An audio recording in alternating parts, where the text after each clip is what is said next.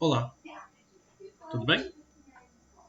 Eu sou o professor Diego e hoje a gente vai dar continuidade ao nosso estudo de divisibilidade, sobre os critérios de divisibilidade. A gente vai começar falando, para dar sequência, sobre o critério de divisibilidade por 5. Quando é que um número vai ser divisível por 5? Então, um número ele vai ser divisível por 5 quando o seu último algarismo da direita for divisível por 5. Em outras palavras, quando o número terminar ou com o algarismo 0 ou com o algarismo 5. Por exemplo, então, vou colocar aqui exemplos. O número 50. O número 50 ele é divisível por 5, por quê? Porque o último algarismo é 0. O número 705 ele é divisível por 5, por quê? Porque o último algarismo é 5. Mas, por exemplo, se a gente pegar o número 402, como o último algarismo é 2, e 2 é diferente de 0, e 2 é diferente de 5, então esse número ele não é divisível por 5. Tá? Seguindo aquele mesmo critério, para descobrir o resto de uma divisão, a gente também pode garantir que o resto da divisão do último número por 5 é o resultado do resto, de um modo geral, de um número por 5 também. Vamos pegar, por exemplo, o 709 e vamos dividir ele por 5.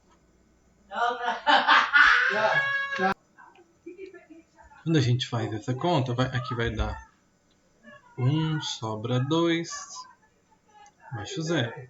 4, sobra 0, abaixo 9.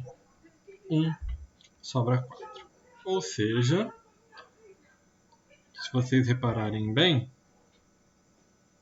nesse caso aqui, a gente desceu o último número, 9, e a gente efetuou a divisão de 9 por 5, deu 4. Mas a gente pode simplesmente então dividir o 9 pelo 5, vai dar 1 e vai sobrar 4 também. Então, a gente consegue descobrir o resto da divisão de um número, independente do tamanho dele, por 5, pegando sempre o último algarismo e dividindo esse último algarismo, então, por 5. Seguindo a mesma ideia dos critérios de divisibilidade por 2 e por 3, a gente pode, por exemplo, pegar um critério de divisibilidade por um número 25, por exemplo. A gente sabe que 25 é 5 ao quadrado. Então, a ideia do 25, se a gente for pegar aquela mesma ideia do 2 e do 3, é a gente olha os dois últimos algarismos e se os dois últimos algarismos do número forem divisíveis por 25, quer dizer que o número todo vai ser. Então, naquela escrita formal, quando os dois últimos algarismos da direita forem divisíveis por 25. Ou seja, a gente pode ter um número com n algarismos aqui, e aí a gente olha sempre para os dois últimos. Se os dois últimos forem 0, 0, 0, 0 é divisível por 25. Se forem 25, 25 é divisível por 25. 50 ou 75, quer dizer que o número todo vai ser, então, divisível por 25. E a mesma coisa é a história do resto, né? Se a gente pegar, por exemplo, 149 e dividir por 25, se a gente simplesmente pegar o 49 e dividir por 25, o resto vai ser o mesmo. Tá? Vai dar 1 e vai sobrar 24 aqui. Aqui vai dar 5 e vai sobrar 24. Tá? Então, a gente sempre olhando para os dois últimos números. E a ideia aqui, no caso, vai ser sempre a mesma. Por exemplo, se a gente for analisar um critério de divisibilidade para o 125, que é 5 elevado a 3, a gente só teria que olhar, então, para os últimos 3 algarismos de um número qualquer, com n algarismos, que se os 3 últimos fossem divisíveis por 125, então o número todo seria.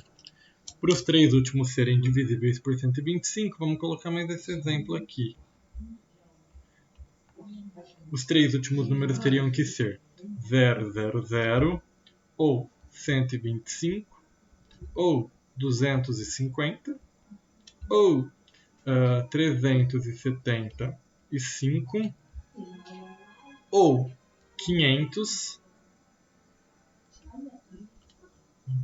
deixa eu arrumar aqui, né? Ou 625, ou 750, ou 875. Tá? Então seriam essas as possibilidades. E a gente só teria que analisar então os 3 últimos algarismos do número. Legal quando a gente pega para estudar isso a fundo, porque a gente observa que assim, a gente precisa entender mesmo o que acontece com o número primo. Porque os compostos que vêm de potências desse número primo vão seguir sempre o mesmo padrão.